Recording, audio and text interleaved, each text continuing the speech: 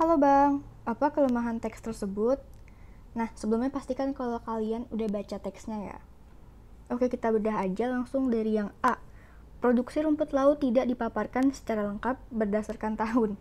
Ini rasanya agak kurang penting ya, soalnya kita asumsikan aja kalau cara budidaya rumput laut tuh sama dari tahun ke tahun. Mungkin beda-beda dikit, tapi ini kan nggak membahas tentang cara budidaya dan produksi rumput laut gitu secara spesifik. Jadi ini agak kurang penting dan mungkin beda-beda tuh karena ada faktor alam atau faktor lain yang mempengaruhi, jadi ini kurang tepat.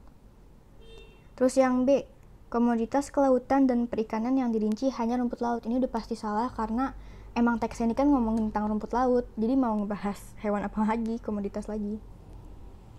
6 alasan keunggulan rumput laut tidak dikelompokkan secara logis.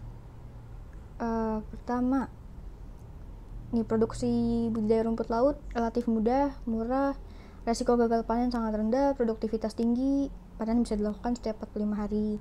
Terus rumput laut bisa diproduksi secara massal dan jumlah yang besar, harganya cukup tinggi. Terus mudah diproses menjadi bahan jadi untuk industri. Terus pasarnya sangat besar dan terus meningkat.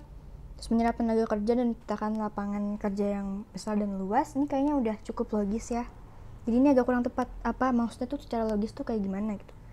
Terus perbandingan rumput laut hanya ditampilkan pada tahun 2006 dan 2007. Ini juga perbandingannya tuh ada yang ditampilkan untuk Indonesia. Nah, di teks tuh nggak mungkin ngebahas tentang persentase produksi 10 tahun terakhir, nggak mungkin dibanding-bandingin kan. Jadinya nggak terlalu efektif gitu juga.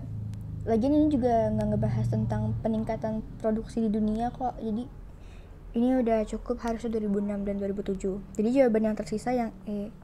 Cara-cara membudidayakan rumput laut tidak disinggung sedikit pun. Karena sebenarnya tujuan teks ini tuh emang ngebahas tentang keunggulan rumput laut dan gimana dia bisa menjadikan Indonesia lebih maju kan. Tapi di sini tuh nggak disebutin gimana sih caranya untuk produksi rumput laut, sedangkan di sini ada teksnya, ada kalimatnya maksudnya.